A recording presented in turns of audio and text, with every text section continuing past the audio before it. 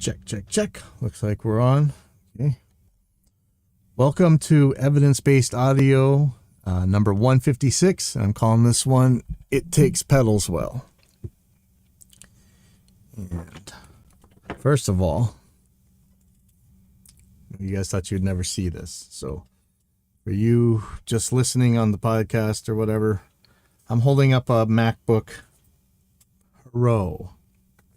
Now, this thing was allegedly Pro, but I had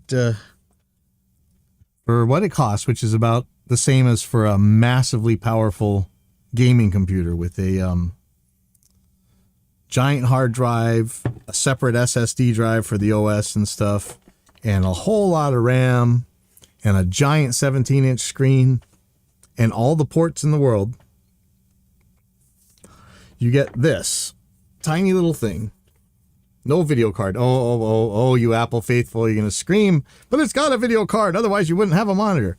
Yeah, but it doesn't run anything. So call it a video card, just like you can call a Betamax a movie, I guess. But if you don't have a beta machine to stick that thing in, good luck. And also 2 little ports. That's all you get. All you get. So you guys that are paranoid about hubs and stuff, woohoo! This is actually the second one. I had to take the first one back because though it said Pro, had like a 256 gig drive and 8 gigs of RAM in 2022. So now I have this thing and I've been using it for a little while.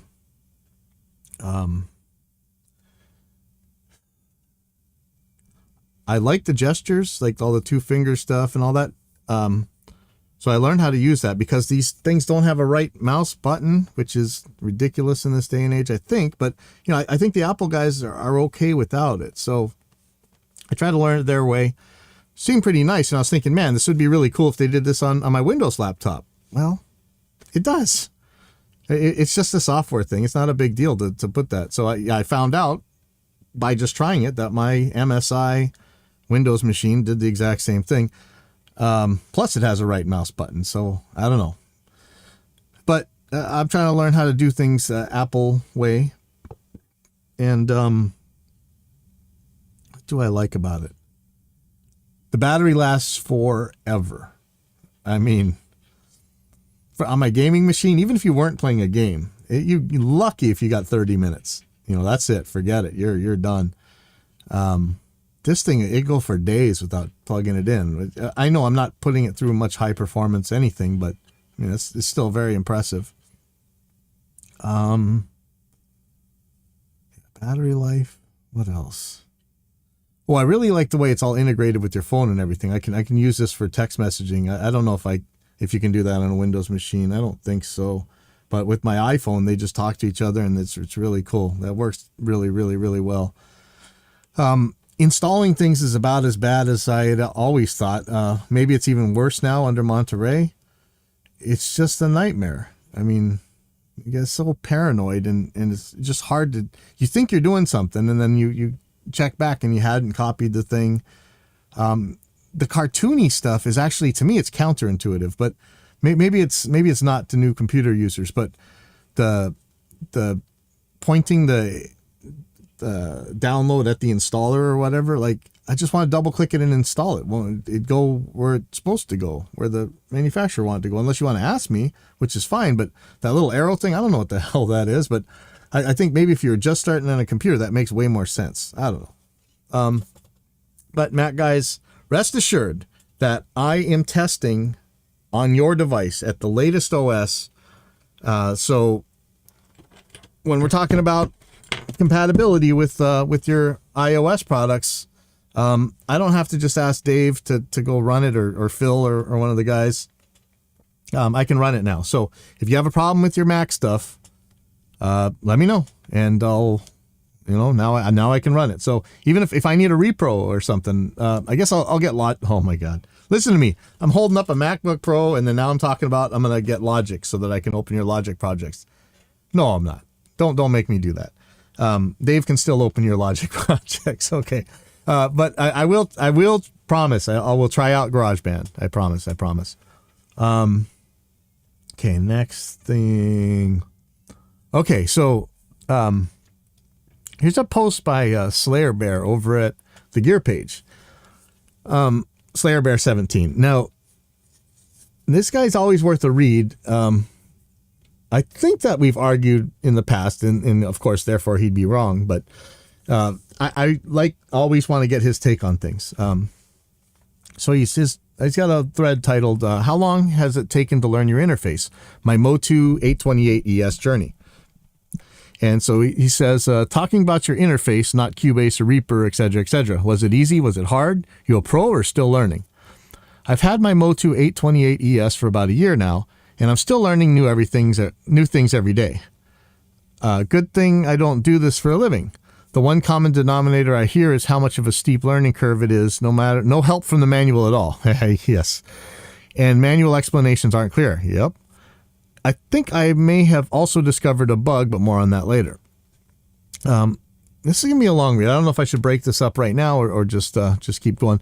Let me just read the whole thing. It's not, nobody's going to die. Okay, so really, I just want to get this microphone out of the way. But, okay. Nobody needs to see my stupid face, right? Jeez. Vote for Pedro. No, that's worse. See, now that I'm wearing glasses, I can't tell what I'm doing. Sorry, guys. Okay. So the Motu 828 ES has templates and routing all ready to go. If you don't know what a Motu 828 ES is, let me get you this. We're talking about interfaces, like the title said, in case I didn't read that correctly. So I'm just going to pull this up on B&H. So this is an interface with, what's on the back of it? I want to see the back of it, please. 28 inputs, 32 outputs. I don't know what that means. You guys all know that could mean anything, right? But, probably has, packed with Sabre 32 Ultra digital audio converters. It boasts a dynamic range of something. Okay, here we go. Comprehensive ADAT. 16 channels of ADAT, dual quarter-inch combo jacks. I guess that means there's some mic preamps on here. Thunderbolt or USB 2 or 3. It's got a mixer on here. And this is what I think he's really talking about, is that these things have some of them have insane DSP mixers. And you would hope that no matter what, that your input went right to your DAW input that you were probably going to assign it to. But, I think, man, if I really think about it, is it possible to keep my RME from doing that? It is if I put talkback on at least, or loopback on at least. So anyway, I think that he's talking about the complexity of these digital mixers and stuff that are on these things. So let me keep going. So the Motu 828 ES has templates and routing all ready to go. You just choose which one. For the longest time, I was using the wrong one. The wording threw me off. Even when I had a buddy over, he was like, let's try this one, despite it seeming not to be the right one. It turns out it was the right now. I think it turns out it was the right one. And maybe it should have been more on me to experiment. No, it really shouldn't. I mean, it's great that you experiment, but it's not your fault. I guess my expectations of audio interface were different from live recording with monitoring templates.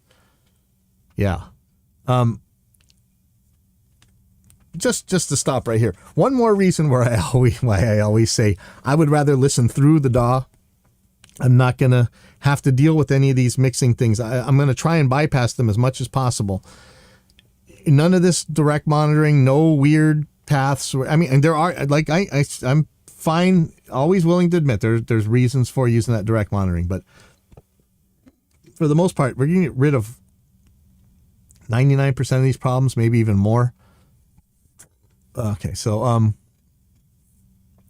it's not clear to me that Slayer Bear, if he just wants to use it for recording or if he really wants to use it for mixing stuff, or a combination where he's actually using the direct monitoring and all that stuff. I don't know why I keep looking at that stupid screen right there. Okay, sorry. Up until this point, I was doing basic rough recordings using my TalkBack on my Mackie mixer. Figured out how to use aux mixes via tablet, which was so cool. I do drums and vocals in another room, so that came in super duper handy. Yes. Drummers and vocalists can grab any mix they want via wireless device using the IP address on a browser.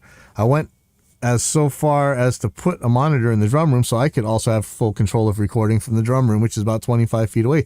And this is where this stuff is just so wonderful. This technology lets you just do amazing stuff that by yourself. You know, I know it's sad because we're diminishing the workforce, but you know, we'll have to deal with that. But not having barriers, just, you know, I hear these drummers all the time. You know, when Reaper first got its web control thing, drummers were telling me, man, I get to sit at my drum set and start recording and stop recording with my phone. And that was such a big deal to them. And, well, that's great. And this is a million years beyond that now. I mean, look at this. This is awesome. You control everything. Okay. Just discovered reverb on this baby. So some of these things have their own DSP, you know. Seems idiotic. It took me so long, but previously I was always using Cubase for outboard gear. I'm still trying to figure out how to get those wet signals to Cubase recorded. Right now it's still dry when it gets recorded, but that's okay, as I can add it later. Compression and gate might come in handy though with drums. It should save me some time in Cubase. I'm not going to take anything away from this guy, but you know me, I'd be terrified to commit that stuff to tape, right? In fact, I know this company, what's it called? AIX DSP, that makes the ultimate gate. So there's that. Now back to that bug I mentioned. Happened about 5 times now, but I seem to know how to replicate it. It seemed every time I tried to get the TalkBack to work previously, clicking on certain squares to route to cause the interface confusion, a break in communication with the computer, and get this, a full volume, 0 dB, I assume 0 dBFS. So when it did connect back, did I ever taco my pants? It only seemed to happen when I try and mess around with the TalkBack and routing matrix. I have about 2 to 3 seconds before it blows at full volume. 3 times out of 5 it went full tilt. Surprised I didn't blow my speakers. The other 2 times I got to the power switch in time. And if you guys know anything, like when you're reconnecting a clock or whatever, it's like that. Full scale blast. So make sure those speakers are off. I haven't been on any forums or opened up a line with Motu yet, but I will. Overall, I love this baby. The manual is hopeless, steep learning curve, but the features and options are unbelievable. I've gotten to a point now that I can make changes and get myself out of trouble if something goes wrong. Save those changes, man. Oh, is there anything you don't like about your interface that take you a long time to learn? Is it intuitive? Okay, first of all, Slayer Bear, get on the phone with Motu.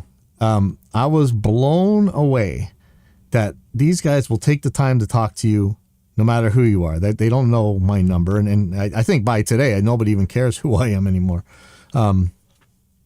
Motu is just awesome about this. And you know, I think you guys all know how I feel about Motu and RME. Those are the two that really, if you're really going to spend the money, those are the two. And like Jim Roseberry says, Motu's USB drivers are not really,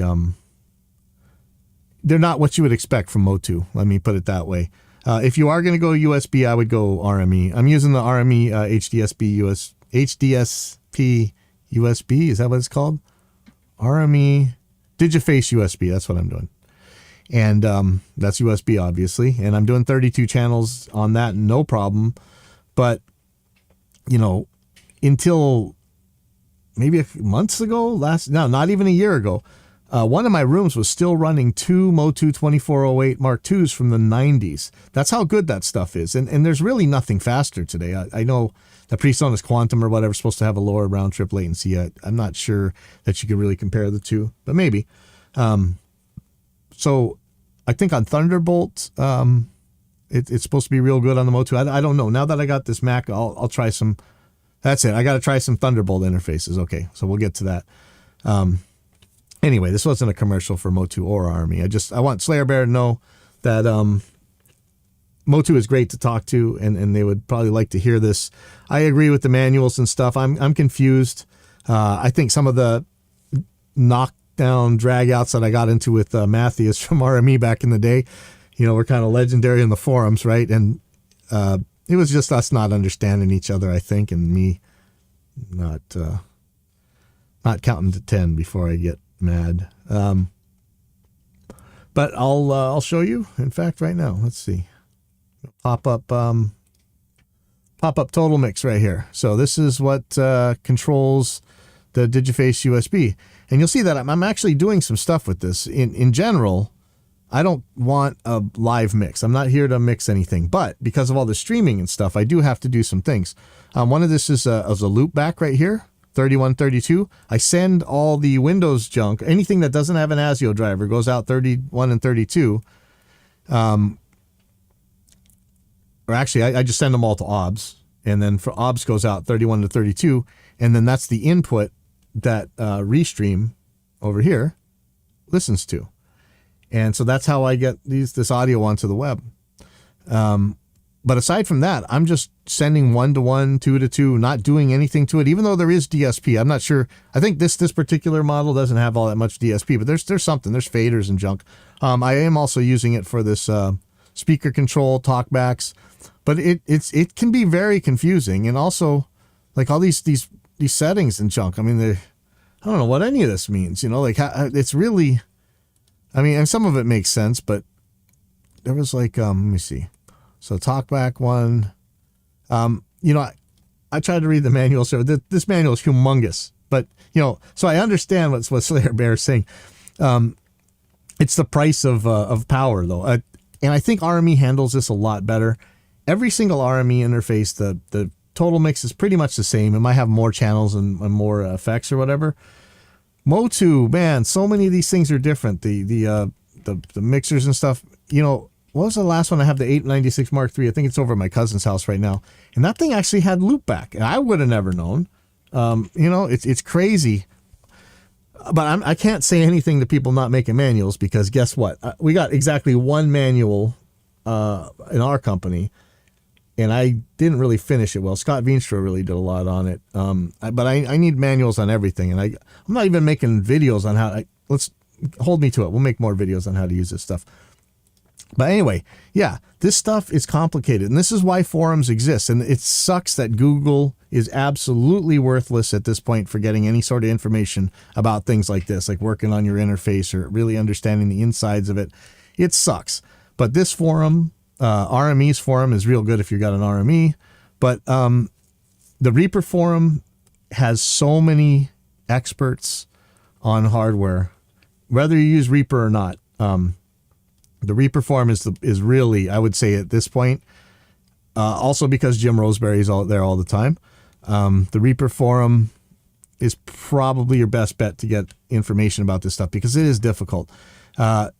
The gear page looks pretty good. I've been hanging out on the gear page a lot more nowadays, and I like this place. We could go to Safe Space, but I don't know. There's too many knuckleheads over there. There's just too much magic-based thinking over there for me. So I like this better, actually. I know there's more experts over there, but a lot of these experts are hardcore Dunning-Krugers at the same time, and it's just pain. There's one of them over here, but I just put them on ignore, so it doesn't matter.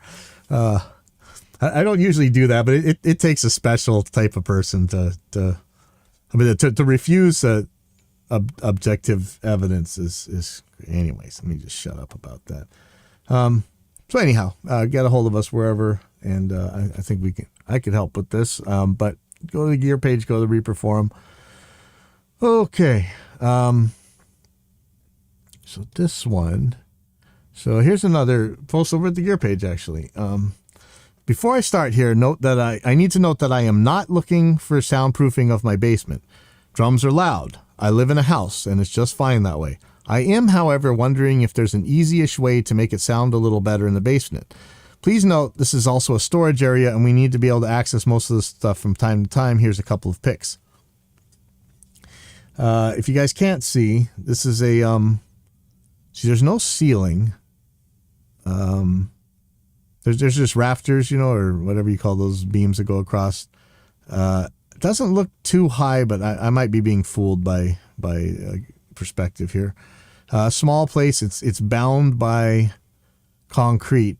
And it's pretty small. Like it'd be adding 3 inches on either side for acoustics is a little tricky, but I think it can be done. And then there's like a storage space above there where they kind of cubby hole in a bunch of stuff. But I think that's actually probably helping.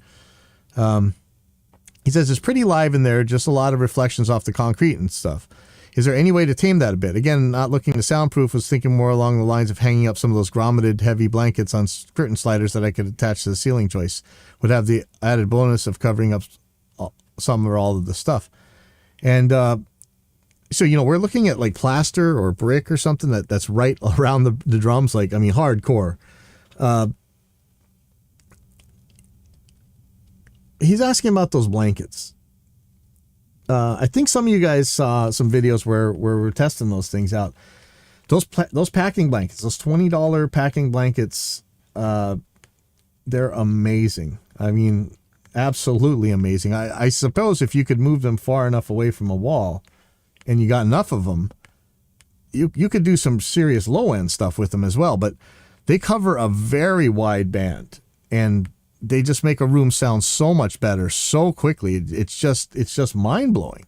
So, I mean, at the very least, go stick those blankets up. If it were me, I would stick some Roxul Safe and Sound to the concrete walls if I had the space. But it's really hard. That's tight space. But put that down, then put those blankets on top of it somehow. That's exactly, actually, if you look, I'm not sure if you can see, but that's how my room is. It's packing blankets over a Roxul 3-inch Safe and Sound.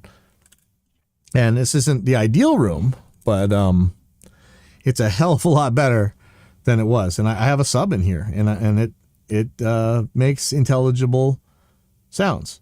So, you know, pretty good, I think. Let's see. The other thing I think I would do is these rafters are just asking for, I mean, if he's going to be there for a long time, just put fiberglass in those rafters and cap them.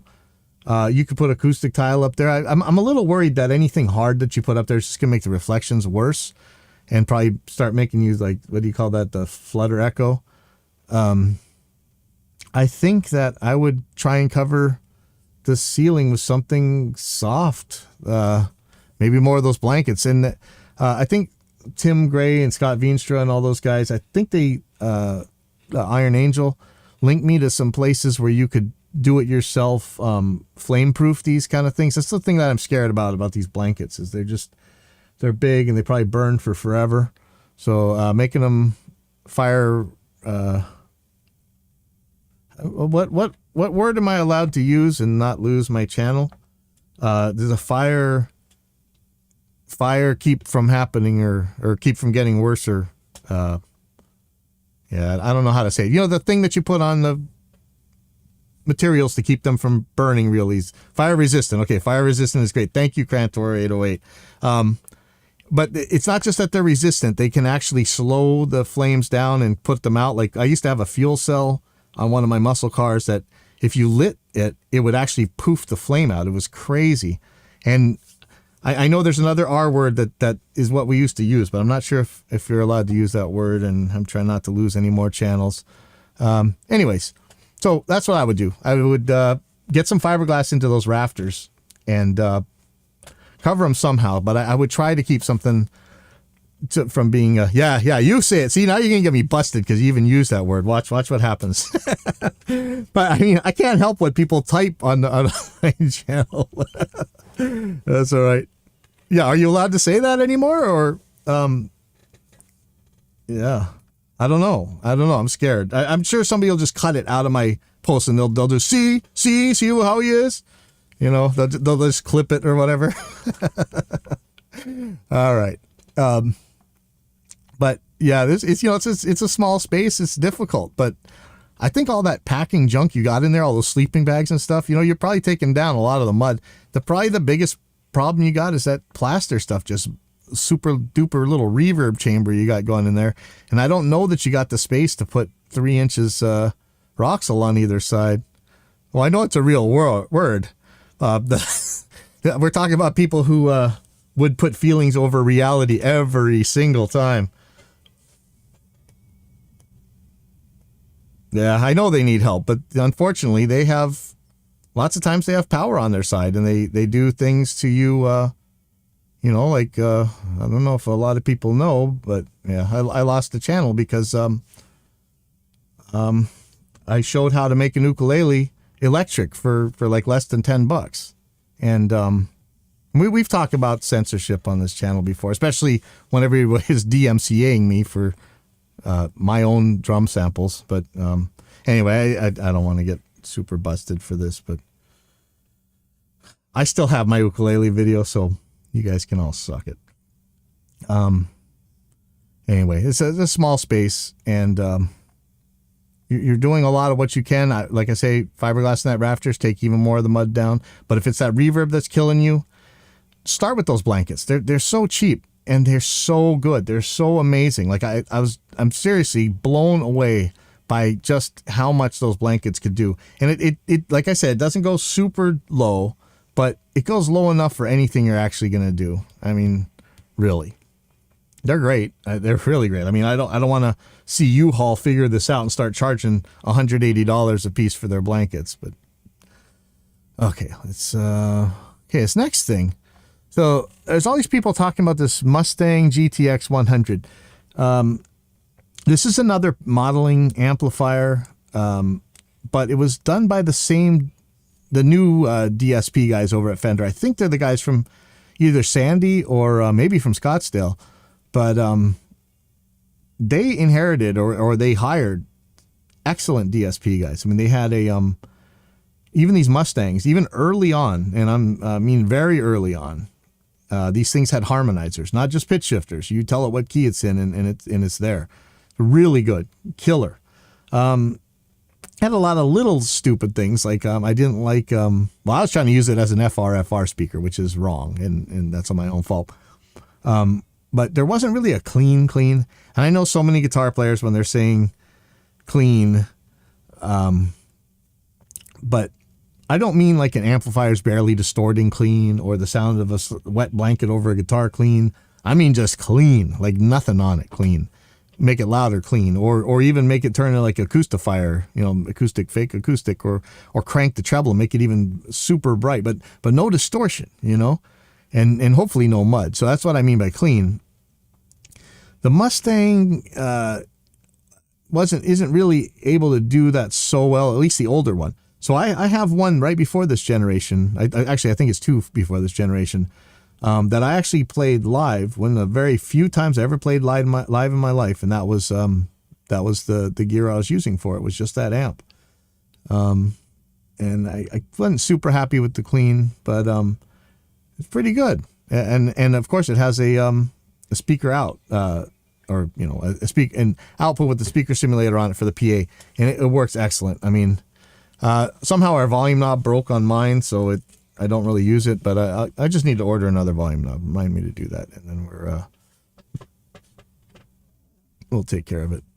But anyway, so these guys are all talking about this amplifier, and it looks to me like they've improved a few things. I'm hoping they really fixed up the clean. So there's a something for iOS and Android for doing all the editing and stuff from your phone. I think you can still plug into the computer. I'm hoping you can, because the computer app was actually pretty good.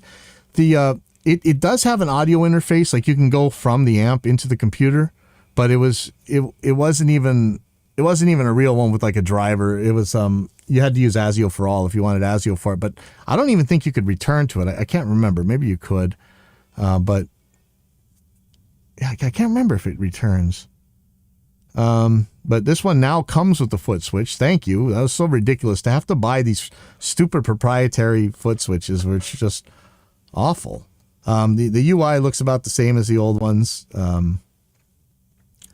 But yeah, having a foot switch, thank you. Hopefully you can do some kind of wah thing or whatever. But I mean, you guys know me. I'm always on the auto wah and just how do you do this stuff. But looks pretty good. But the thing these are all saying,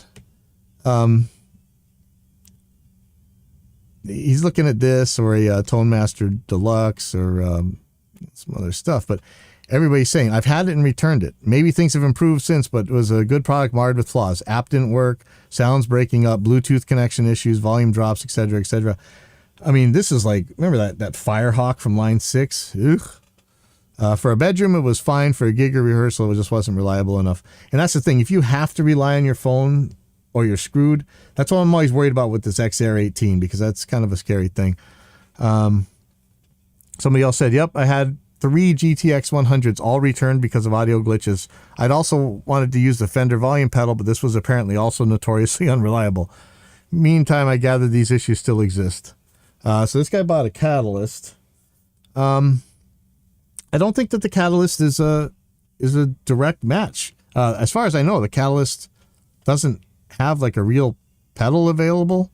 I don't know if it has harmonizers and stuff. I don't know. The Catalyst isn't a Helix on a combo like people keep saying, or a Podgo on a combo. I'd kill for that. Are you kidding me? But no, that's not what that is at all, sadly. Line 6, for real, Line 6. Put the Podgo in a combo and we're done, man. We're done. Please.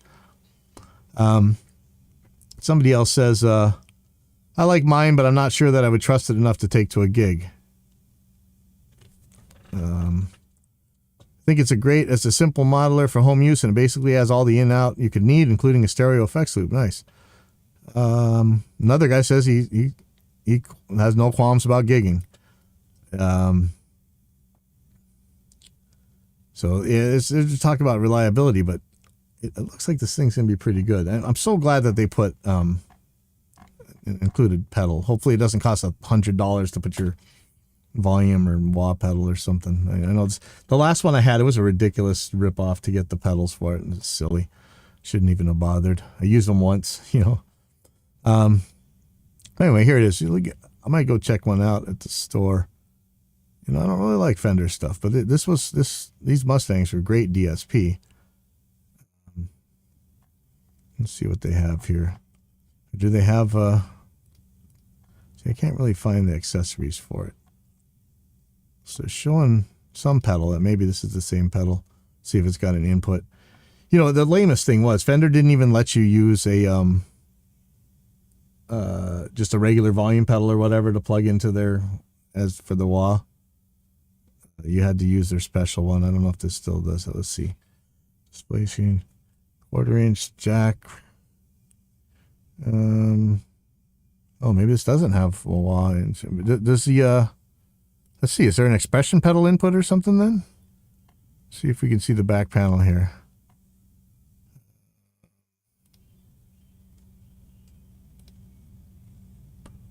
Foot switch, Bluetooth. There may not be an expression pedal on this thing. I don't know. You guys, you keep missing the mark, man. I mean, I don't know. I don't understand. I don't understand how these products get designed. Like, I think everybody knows what these guitar players out there want. And even if it's too much for some of them, the ones who don't want it will just ignore the stuff they don't want. Why they keep building these things. But seeing this, there's some like, I don't know if it's a knockoff company or whatever, but it's Nuke Effects. And they have like a same kind of thing, a DSP amps. There's nothing big. The biggest one is this 40 watt one, but I thought the stuff looked cool. It's let's see. My 40 BT is a 40 watt powered amplifier with 4 channels, digital effects, 3-band EQ, and tuner. Now, why would you make it 4 channels? Like, why not just put your DSP? Yeah, see, so the thing has this mighty app where it has noise gate, the different channels, modulation effects, delays, reverbs, backing tracks. Wow, see, that's fun. And why have channels? Why not just put your whole DSP on this thing? You'd have 100 channels or 2 channels. It doesn't matter. I don't understand. But this looks like it looks like cool stuff. There's a compact modeler. Who knows how much it costs, right? But where did I find it? Nux MG. So there's like a little modeling pedal thing. Looks real small. It's got 2 pedals on it. But for all you know, it could have a ton of DSP. Looks pretty cool. And then they have an IR loader. They have a bunch of things. Like, it's interesting. Let me see where the amplifiers. So they had there's a bunch of different effect systems, and I think they had like an IR loader. And we saw one down here, and they also had some pro audio products. So let's see what those are.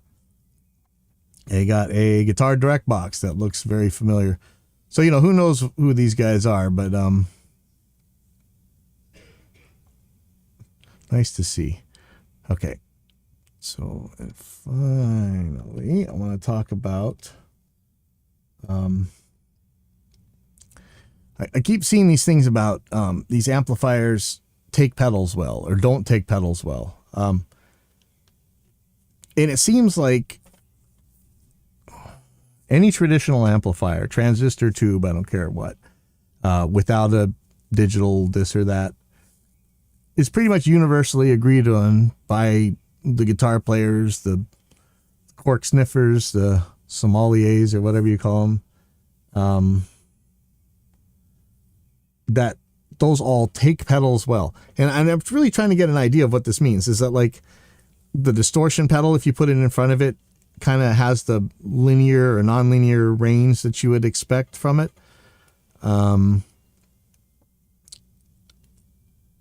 Does it mean like if you put a pedal in, it gets all noisy or distorted or something?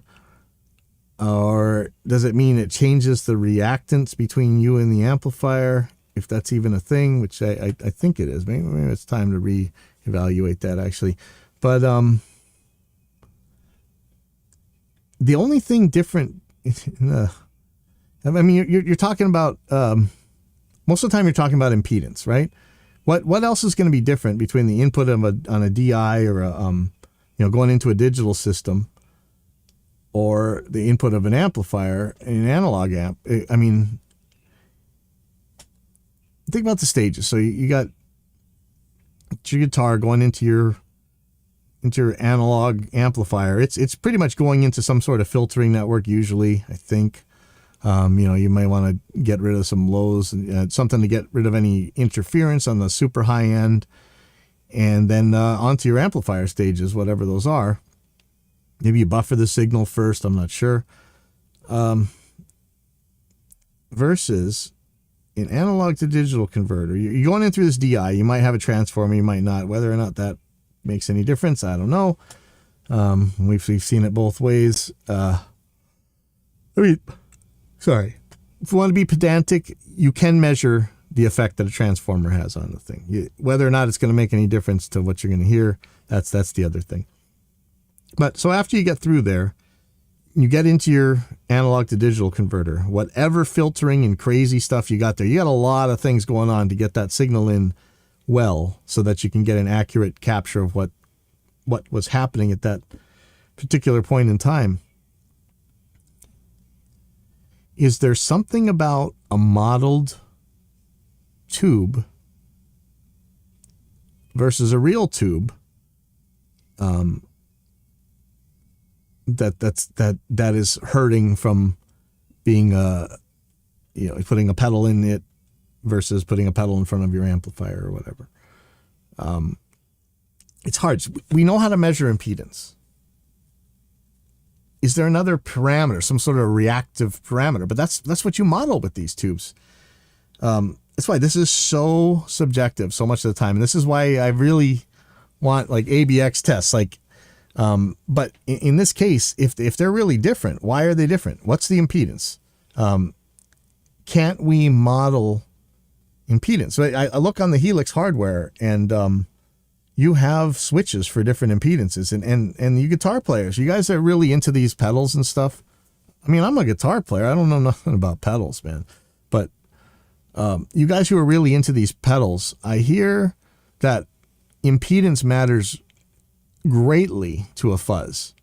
So I wonder why does this Helix have an impedance thing? Is that before the analog to digital converter or after the analog to digital converter? But these are things that, I don't understand, but we understand. Science understands what impedance. We can measure it. We understand probably every parameter in here. So what really is it? And this is where I want to leave it. When we're talking about this, before we try and figure out what in the world the problem could be, could we please first establish that there's actually a problem when you're doing it as apples to apples as you possibly could. Let's start there. Let's agree. Let's find the phenomenon before we try and explain it. All right. I'll see you guys.